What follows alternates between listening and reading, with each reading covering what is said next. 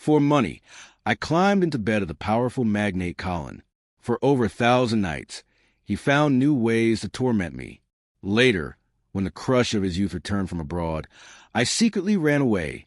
While pregnant, I thought that would be the end of our story. 5 years later, my daughter's kindergarten teacher called. She was missing.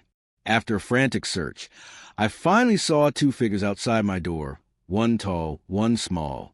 My daughter was sucking on a lollipop and slurred her words, asking, "Mom, this handsome uncle says he is my dad, but didn't you say my dad is dead?" That night, the man pinned me down, asking over and over, "Tell me, who exactly is dead?" I replied, "I was wrong. It's me, I'm dying." Chapter 1, I stared at the test results in my hand. Stunned. I asked the doctor, "Am I really pregnant?" "Yes, 2 months along." 2 months? That must have been that time in the car. It was raining that day, and I didn't bring an umbrella. A male colleague offered to drive me home. Just as I got out of the car, Colin returned from a business trip. Usually stone-faced and distant, his aura warned strangers to keep away. That night, his expression was especially dark, frightening. He grabbed me and forced me into his car, right in front of my colleague. He kissed me roughly. "Laura, I'm not even dead yet, and you're already rushing to replace me. What? I couldn't satisfy you." My face flushed. I hurried to cover his mouth. "Stop it." But he stared at my rain-soaked blouse, his gaze turning darker. That night, he didn't let me go until well past midnight. When I finally got out of the car, my legs were jelly. In the end, he carried me upstairs. For the past 3 years, I knew my place. I could never become Mrs. Koo, and I never dared to hope for it. Still, even though I was so careful, I ended up falling into his trap. As I stepped out of the hospital, Colin called. "Where did you go?" I lied instinctively. "Shopping. Buying your birthday gift." He chuckled over the phone. "Another tie? Laura, can't you get a little more creative?" I took a deep breath. Then, "What kind of gift do you want?" After hanging up, I looked at the photos he sent me, several pieces of lingerie, and gasped.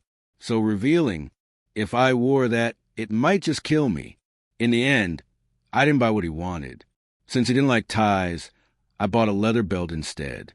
After all, it was his money. When I got home, he wasn't back yet. It was his birthday. Normally, he celebrated with a few childhood friends. Guessing he'd return late again, I ate alone, showered, and went to bed early. Just as I stepped out of the bathroom, someone hugged me tightly from behind. My body stiffened, but when I smelled that familiar scent, I relaxed again. Colin buried his face in my neck. His warm breath sent shivers down my spine. Strange. Why did he come back so early today? It seemed he noticed my distraction, because suddenly he bit me hard. Hiss, is this man a dog? But I dared not show my anger. I only whispered, "It hurts." "Then endure it." As he spoke, he lifted me up and quickly threw me onto the bed. In these 3 years, he had never been gentle in bed. Tonight was no different. My robe was stripped away, and just as I was sinking into the moment, I heard him ask, "Where's my birthday gift?" I pointed at the bedside table. When Colin opened the box and saw the belt inside, he chuckled lightly. He raised an eyebrow. "What, plan to tie me up with this?" I looked at his stern face and instinctively shook my head. How could I dare? What was my status? Nothing more than a hidden lover. Good that you know. After saying that, Colin grabbed the belt and swiftly tied my hands together. The rough leather chafed uncomfortably. Even more humiliating was the way I looked at that moment. Young Master Koo don't. Before I could finish, his kiss silenced me. He was always like this. In business, decisive and feared by everyone. In bed, rough and domineering, always making me cry. That night, my throat was almost hoarse from shouting. Only when it ended and he got up did I realize my entire back was scratched red by my own nails. After the shower, Colin held me tightly in his arms and soon fell asleep, but I lay awake the entire night. I first met Colin 3 years ago. He had donated 2 teaching buildings to our university. On the day of the completion ceremony, he was invited to the ribbon-cutting event. I was working part-time that day as a ceremonial hostess. Because I was distracted, I accidentally spilled champagne on him. The school officials looked displeased and urged me to apologize to Colin immediately. After stepping off the stage, I heard from a senior classmate just how dangerous a figure I had offended. As the richest man in City A, if Colin so much as stomped his foot, the sky might as well fall. After the event, I caught up with his car at the school gate. He sat inside wearing sunglasses, his expression unreadable. I cautiously stated my purpose. "Mr. Koo, I'm terribly sorry for staining your clothes. Could you please tell me the brand? I'd like to buy you a new one." After I spoke, his assistant laughed. "Miss, do you even know how much Mr. Koo's suits cost?" After saying a figure that sounded astronomical, the assistant added, "Also, all his suits are custom-made by hand in Italy. You can't buy them off the rack." At that moment, I wished I could disappear into a hole in the ground for being so naive. In my extreme embarrassment, I watched as Colin took off the jacket and said calmly, "Since it's dirty, just throw it away." The car window rolled up in front of me like a door, sealing off two completely different worlds. I thought that would be the end of any interaction with someone like him. But a few months later, my mother's illness relapsed. She urgently needed a large sum of money for surgery. All the relatives in the family had already been borrowed from over the years. The school had also helped me many times. This time, I was truly at the end of my rope. Watching my mother suffer in pain, I gritted my teeth and rushed straight to the Koo Corporation headquarters. I don't know why, but he actually agreed to see me. The assistant brought me in.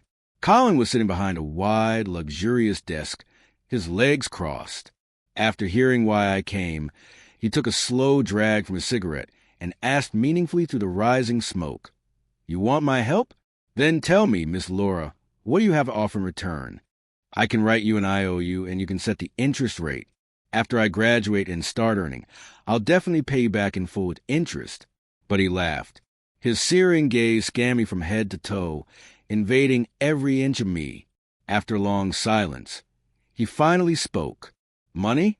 I have plenty of that. What I want, Miss Laura, you're a smart girl. Why don't you take a guess?" That was thrown out.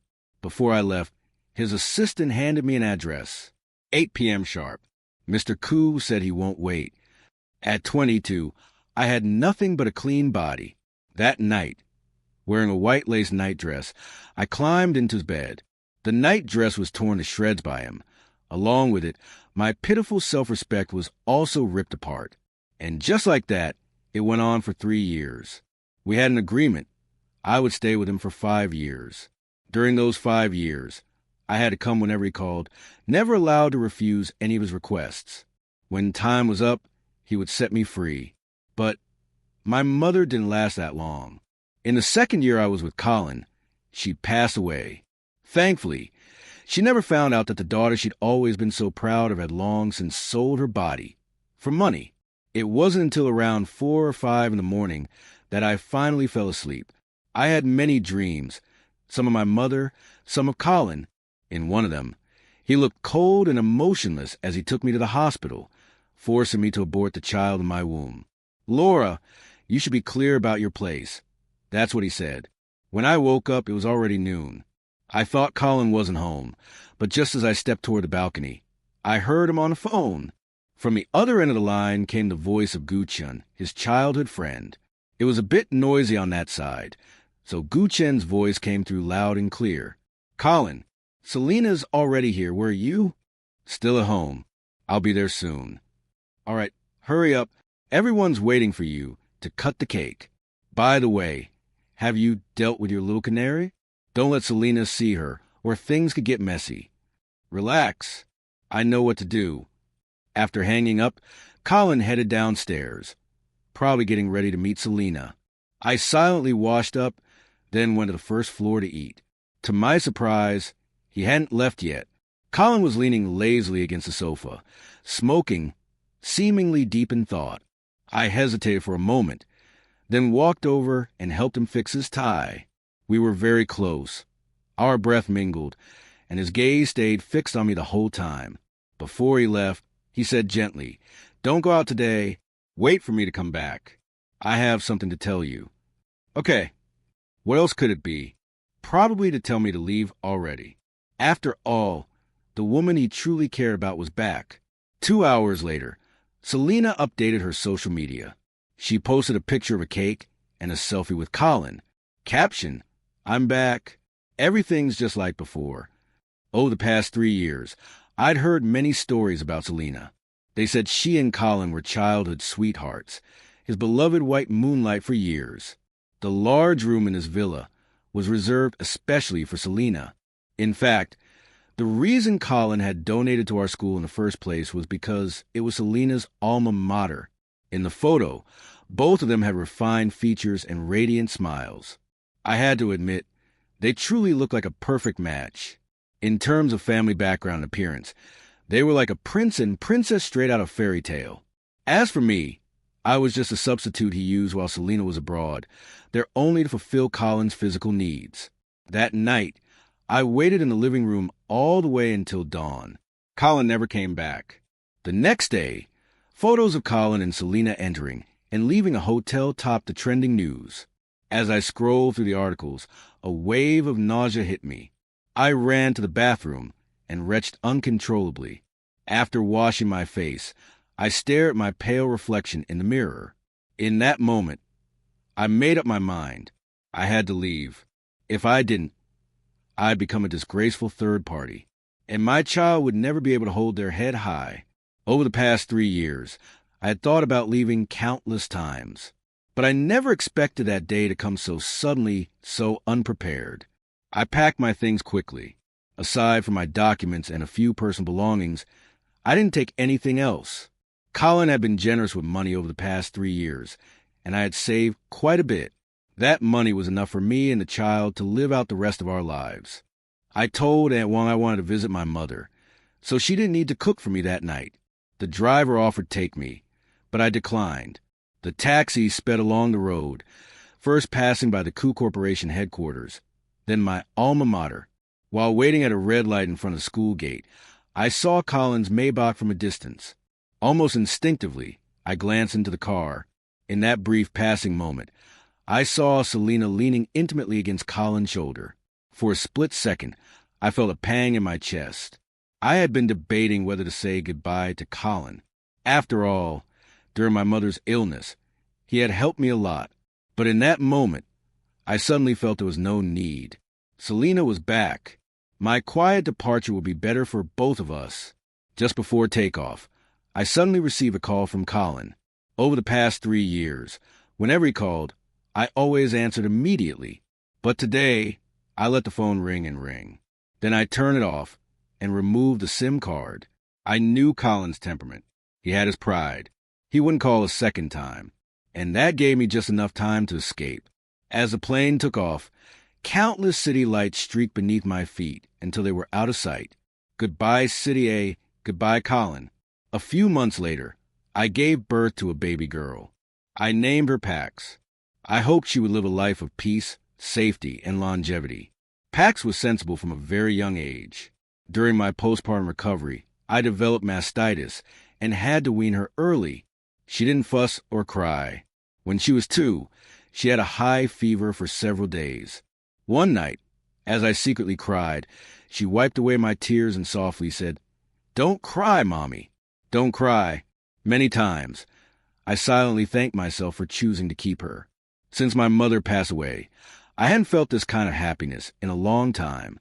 Raising a child kept me busy and time flew by. In the blink of an eye, Pax was already 3.5. After much thought, I decided to return to China with her. The food here was just terrible, and life abroad always felt rootless, like I didn't belong. Though I worried, what if I ran into Colin? What if he found out about Pax and tried to fight for custody? But then again, he must have married Selena by now, right? Maybe they even had children of their own. As for me, just a fleeting passerby in his life, he had surely forgotten me. Besides, City A was huge. The places he frequented weren't places I'd ever go. We probably wouldn't cross paths. So I took Pax and returned to City A after all these years. I bought a second-hand apartment in a good school district. The place had a warm and homey feel, and we could move in immediately without renovating. I also rented a small flower shop near the neighborhood. This way, I could take care of Pax and still have my own thing to do. It was a weekend when I received a last-minute order. The customer chose the most expensive bouquet in the shop and asked for urgent home delivery. After waiting a long time, no couriers accepted the order. Left with no choice, I delivered it myself. The address was in the city's most upscale villa district, quite far from my shop. By the time I arrived, I had been buzzing the doorbell for a while with no answer. I was about to call when the door suddenly opened, and there he was, Colin, appearing before me completely unguarded. For years had passed. He looked thinner, but also more mature and sharp-edged. "Who are you looking for?" He stood with both hands in his pockets, looking impatient. "Hello, your flower delivery." I quickly handed the gift box over to him. Thankfully, it was a windy day and I was wearing a mask. Back when we were together, I always wore makeup and dressed carefully. But today, I had no makeup on at all. He probably wouldn't recognize me. Sure enough, he only glanced at me once, then took the bouquet without expression and closed the door. I breathed a sigh of relief and turned to leave. Suddenly, he called out to me, "Wait a minute." I froze on the spot. I wanted to run, but I was afraid he'd noticed something was off. I didn't dare turn around either, afraid he'd recognize me. As I stood motionless, he had already walked over, step by step, like the Grim Reaper approaching. "It's over." Just as I was racking my brain for how to deal with the situation, someone came out and called him. "Colin, where are my flowers?" "They're at the door." "What are you doing out there?" "Come on, we're about to cut the cake." Right after the woman finished speaking, I heard a child yelling from inside, "Daddy, come here. I want cake." After they went inside, I waited a moment and then quietly peeked through the backyard fence. It looked like a birthday party was going on. There were lots of people. In the crowd, I spotted Selena. Her makeup was flawless, and she held out a slice of cake to Colin. Next to her stood a little boy about 2 or 3 years old. That boy looked a lot like Colin. So they really did get married and had a child. I smiled faintly and turned to leave. For several days, I stayed on edge, but eventually realized my worry had been unnecessary. Colin didn't show up again. Neither did anyone from the Koo family. That day, he probably hadn't recognized me. Good. We really were people from different worlds. That day, flower orders in the shop suddenly surged. After dropping Pax off, I had been busy nonstop since early morning. Even by late afternoon, around 4 or 5, I still wasn't done. Out of options, I called Pax's teacher. "Hi, could I trouble you to bring Pax to my shop? I can't leave at the moment." Her kindergarten teacher lived in the same complex as us, and she had helped me a few times before when emergencies came up. But this time, she asked with confusion, "Didn't her dad already pick her up?" Her dad? A wave of panic surged in my chest. Could it be Colin? I rushed to the kindergarten. When we met, the teacher told me a man came that afternoon claiming to be my husband, Pax's father. She had planned to call and confirm with me, but my phone hadn't gone through. The man not only looked a lot like Pax, but also presented a marriage certificate. And so, Pax was taken away. After checking the security footage, it was indeed Colin in the video. I immediately called the police. Just as the officers were trying to get in touch with the Koo family, I received a photo. In the picture, Pax was sitting outside my home, eating a lollipop. At the same time, I got a text message. "Laura, come home." Chapter 8. I rushed back to the neighborhood. At the entrance of my building, a dozen men in black were lined up. The neighbors around me climbed the stairs cautiously, whispering among themselves. "What's going on? Is the mafia here to collect a debt? Did anyone call property management? Should we call the police?" They already checked. Apparently, someone's here looking for his wife and kid. Wow, who's the lucky couple? I didn't dare say it was me. I bolted straight to the 3rd floor. At the door, I saw Pax sitting in a small children's sports car, holding a tablet, watching cartoons intently. Pax. Before I could finish, someone suddenly grabbed me from behind in a tight embrace. After 4 years, Colin still managed to trap me effortlessly. One arm wrapped around my waist, the other pinned me between him and the wall. Then, without warning, he kissed me, roughly. The kiss was aggressive, filled with anger and coldness. It was like punishment for leaving without a word all those years ago. I pushed him with all my strength. But the more I pushed, the more fiercely he kissed. Until Pax shouted from the side, "Mommy, what are you doing?" "Bad, Uncle. Let go of my mommy." Pax climbed out of the car and started pounding Colin's leg with her little fists. He finally let go of me and bent down to pick Pax up. When he looked back at me, his gaze was deep and unreadable, like ink. He sneered, "So you're willing to come back now?" My heart tightened. Ignoring him, I went straight to take Pax into my arms. Mr. Koo let go of her. He raised an eyebrow, unmoved. "What if I don't?" "Then I'll call the police." I had just saved the officer's contact number earlier today. Colin Koo let out a low laugh, as if hearing something utterly amusing. "Sure, go ahead. What are you going to tell them? That a father came to visit his own daughter? That's not illegal, is it?" "He knows." My face went pale. I quickly retorted, "You're lying. She's not your daughter." "Oh? Then should I show you the paternity test right now? It's over." He came prepared. Of course.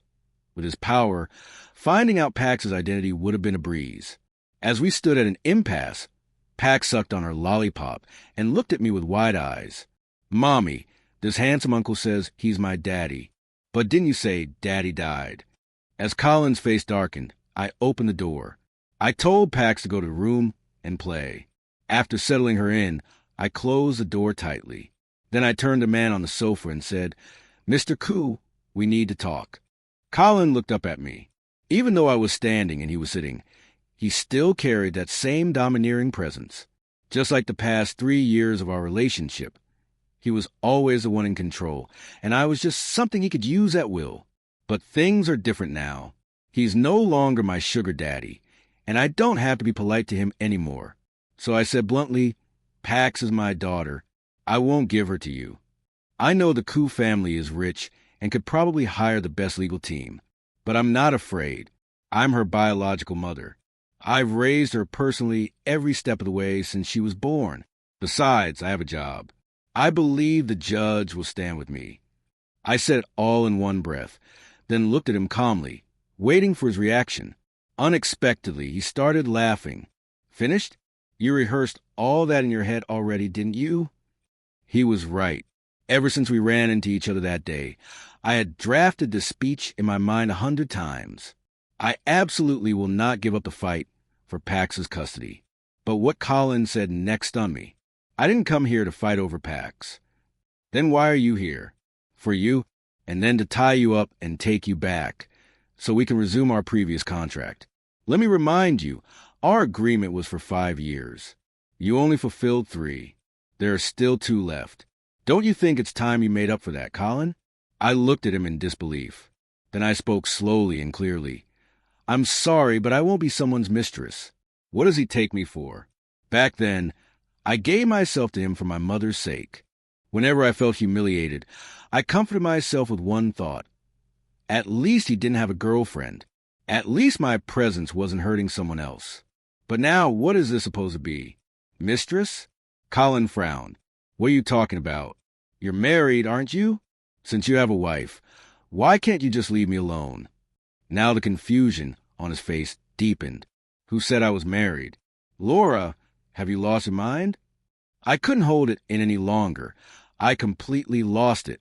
"Aren't you already married to the eldest daughter of the Jean family? I know you've always liked her. The reason you were into me back then was because from the side, we kind of look alike. I went to your house that day. I saw it.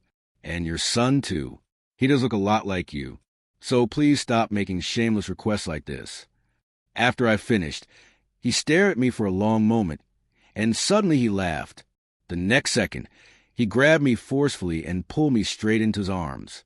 His domineering kiss came crashing down again, leaving me with no way to escape. Furious, I kept hitting him, but it was completely useless. With no other choice, I bit him, hard. The taste of blood spread through my mouth, but even so, He still didn't let go, not until I was gasping for breath, on the verge of suffocating. Did Colin finally release me? He wiped his lips and frowned. Laura, are you part dog or something? You're the dog. Your whole family's a bunch of dogs. Otherwise, how could you stick to me like dogskin plaster? No matter how I try, I can't shake you off. Getting bold now, huh? You dare curse me? He chuckled, but after that laugh, his expression suddenly turned serious. I'm not married, and I don't have a kid. The child you saw that day belongs to my cousin. And as for Selena, I don't like her. To be precise, I've never liked her. I didn't understand what he meant. He doesn't like Selena. Then what? He likes me. How is that even possible? Just as I was thinking that, he nodded. Yes, I like you ever since the day I attended your school's award ceremony. It was love at first sight. And you don't want me to fight you for custody of Pax, do you? Then you still have one option. Marry me and become Mrs. Koo. I'll give you 3 days. In 3 days, I'll come for your answer. After Colin left, I sat dazed on the sofa. It wasn't until Pax opened the door and said she was hungry that I hurried to make her some food. It was already late, so I simply cooked 2 bowls of wonton soup for both of us. While eating, Pax asked me, Mom, is Uncle Koo really my dad? I never imagined she would ask me this question at the age of 5. After thinking for a while, I asked her, Do you like Uncle Koo? He's okay. Uncle Koo is handsome, but a bit fierce. I still like Uncle Song better. The Uncle Song she mentioned is Sam, a middle school history teacher. Once his cat went missing, and I found it. That's how we met. Since then, Sam often visits my flower shop. Though he never said it outright, I know he's pursuing me. I have a good impression of him. Though I don't have strong feelings, I like him enough. After all, a man who loves animals and flowers can't be bad. But now, Colin's marriage proposal was making me restless again. After thinking all night, the next morning, just as I opened the door, Colin appeared again.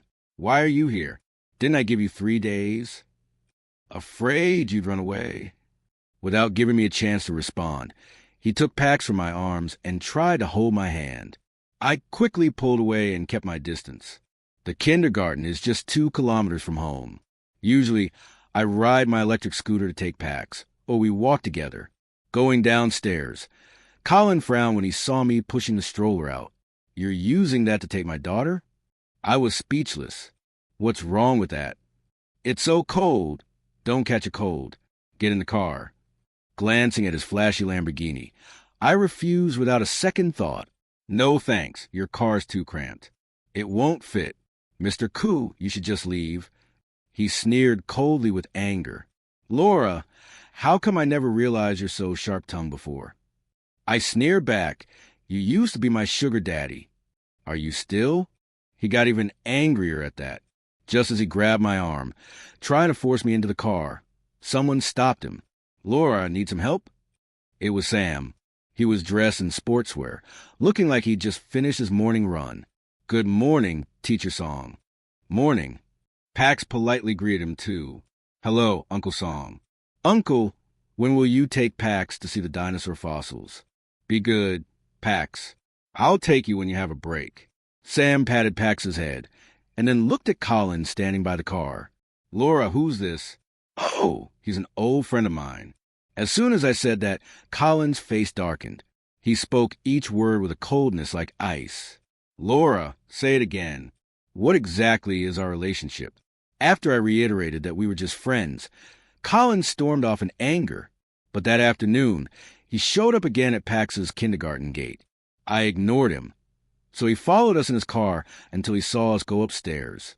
That night, his car never left. In the middle of the night, I got up to close the window and saw him leaning against the car, silently smoking. Our eyes met in the air for a moment, then quickly broke away. For 3 days straight, he stared at me without once looking away. On the evening of the 3rd day, he blocked my way, his gaze burning. Have you made up your mind? Will you marry me? Looking at his cold, sharp features, I belatedly realized I wasn't afraid of him anymore, though I didn't know when that change had happened. After a moment of silence under his expectant gaze, I shook my head. No, Colin, I don't want to marry you. Why not? Because our relationship has never been equal. 8 years ago, I sold myself to you for $1 million. You told me what to do, and I had to do it. I hated your domineering and overbearing ways, but I couldn't refuse. I hated the way your friends looked at me, but I had no right to push back. I was your kept woman, your plaything. When you remember me, you toyed with me. When you got tired, you threw me aside. You never respected me. So I don't want to come back to you. Every single second I see you, I remember that painful time. Mr. Koo, I beg you, please let me go. Saying all that felt like lifting a huge stone off my chest. I quietly waited for Colin's response. Maybe he would be angry. Maybe he would turn hostile. But to my surprise, he bitterly smiled. Laura, you say the 3 years we were together were painful? Well, they were fine by me. I must have been crazy to fall for a woman as heartless and ungrateful as you. Don't worry. Next time I show up in front of you, I'll be a dog. With that, he strode away. Pax tugged at my hand. Mom, does Daddy not want us anymore? Be good, Pax.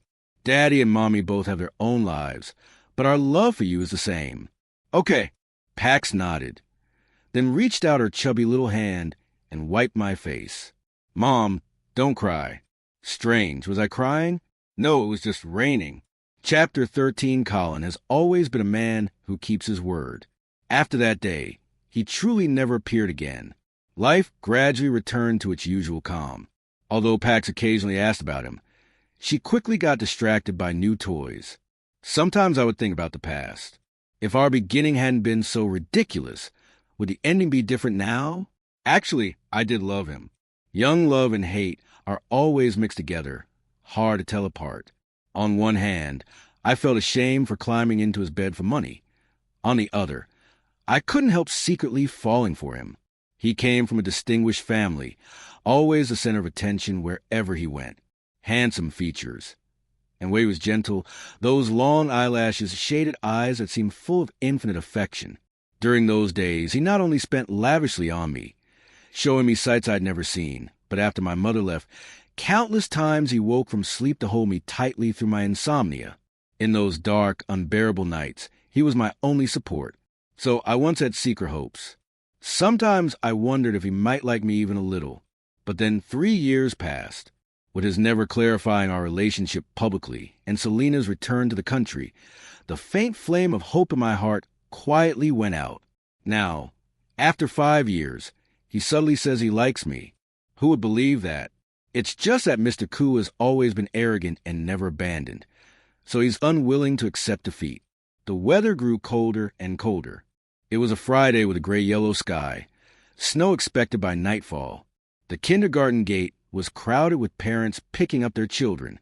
I waited at the gate and saw Pax come out quickly, rushing to her.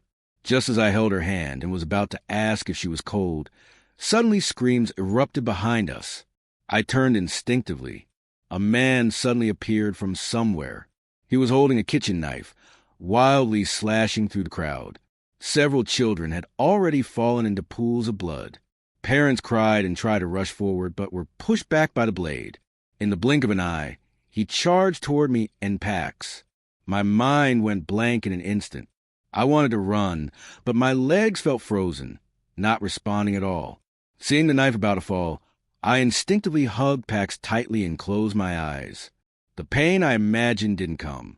The next second, I heard a familiar muffled grunt. Opening my eyes, I saw Colin, long unseen, had appeared somehow. He held me and Pax tightly, smiling, and said, "Don't be afraid, it's okay." "Colin, you—" Before I could finish, he collapsed. Only then did I notice his back was covered in blood. At that critical moment, he had rushed behind me and took the knife from me. After a brief chaos, the madman was finally subdued by the crowd. Pax was terrified. She burst into a heart-wrenching cry. "Mom, is Daddy gonna die?" Unconsciously, tears streamed down my face.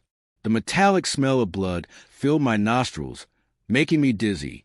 I held Colin tightly, begging him, "Colin, wake up. Don't scare me." I'm begging you." Outside the ICU, the waiting area was packed with anxious family members. The perpetrator had been caught and was now facing the full force of the law. But there was only one life lost because of him, and today 6 people died and 5 were injured. 11 families were plunged into grief. They surely wouldn't be able to celebrate the new year well. I found a quiet corner where fewer people gathered and finally managed to lull Pax to sleep. Just as I was about to check on Colin, someone took a seat nearby. It was Selena. Though we had never met in person, we had long been familiar with each other's names. She sighed when she looked at me. "So it really is you. Only you could make him risk everything, even his life." I stared at her in shock. "What did you say?" "You know, Miss Laura, I've always envied you. Since I was little, I knew I would marry Colin someday. So I chased after him, never allowing any other woman near him. But he never liked me. More than that, he found me annoying. Later, heartbroken, I left the country in a fit of anger. During those years abroad, I waited for him to humble himself and beg me to return. But all I got was news that you were by his side. So I swallowed my pride and fear and rushed back. That night, I thought he was coming to welcome me, but he told me he wouldn't marry me because he had already fallen for someone else. I cried, I threw tantrums, even threatened to kill myself. He was afraid our families would fall out, so he agreed to stay with me a few days until I came to terms. I thought he'd eventually change his mind. It was just a matter of time. But the next day, when he heard you had run away, his face changed. Later, I heard he was beaten by Uncle Ku multiple times because of you. He searched everywhere for you, as if he wanted to overturn the world. I tried to throw myself at him, but he didn't even glance my way. Eventually, I couldn't wait any longer and married his cousin. I wanted to see if he was really that devoted, willing to be a lifelong monk for you. That's Colin. All his life, what kind of woman hasn't he had? And you? Your family is so poor. Besides a decent face, what else do you have? I don't understand. I really don't understand." "Yeah, neither do I. So I'm going to wait for him to wake up and ask him face to face." Chapter 15. Colin was badly injured. I waited in the hospital all night, but he didn't wake up.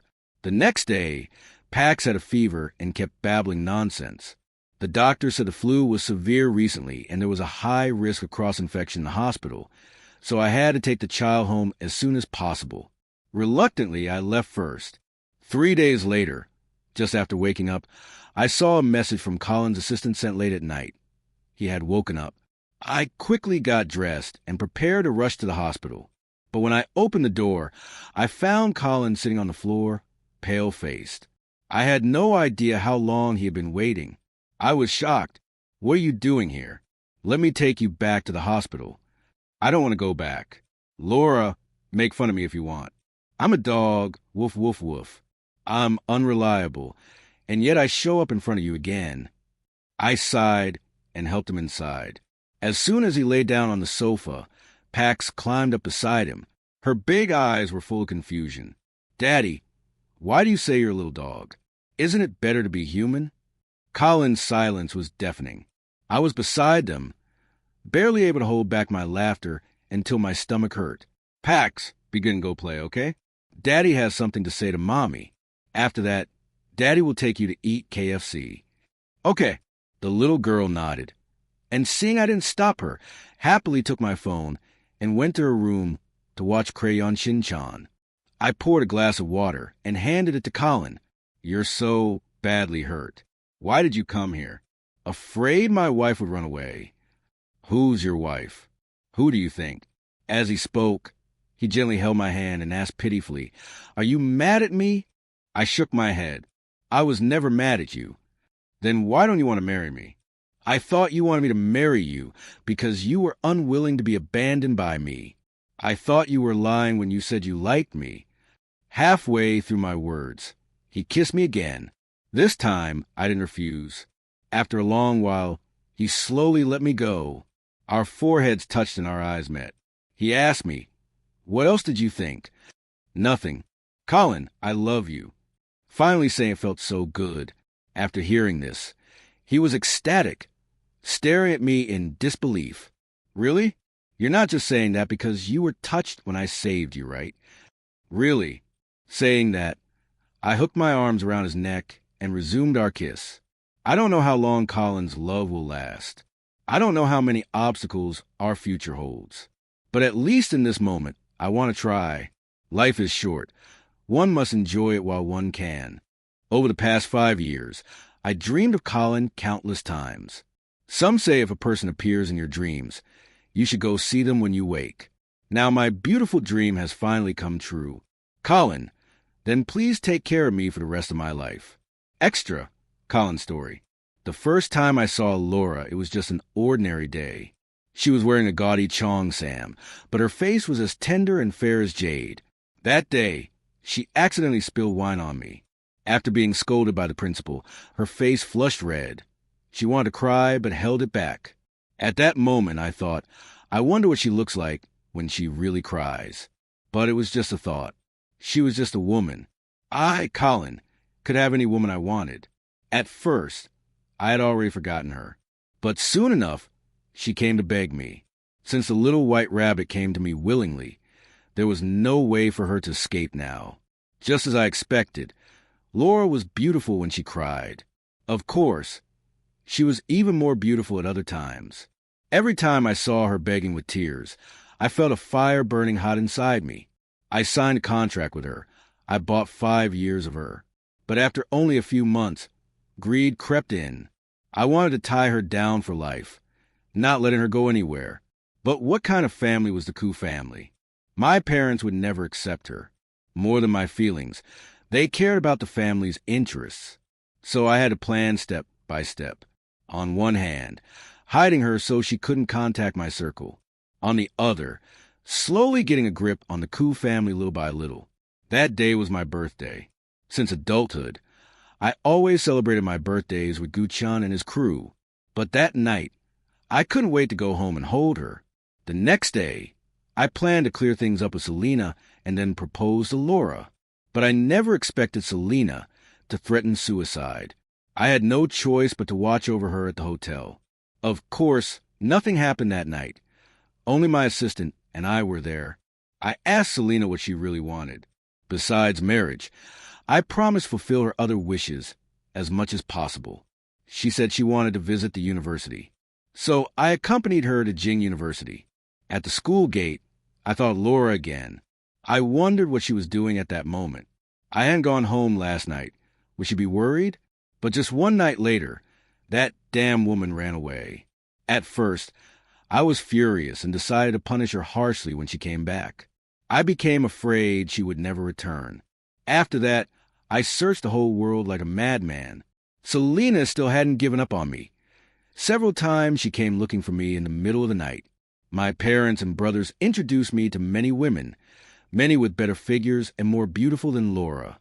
But none of them were her. I didn't like a single one. I thought life would just go on like that. She was just a woman. If I lost her, would I really die? But she showed up again. Did she think I wouldn't recognize her because she was wearing a mask? Ridiculous. Even if she turned to ashes, I'd still know her. I followed her for several days and then discovered she had a daughter. That delicate little doll looked exactly like I did as a child.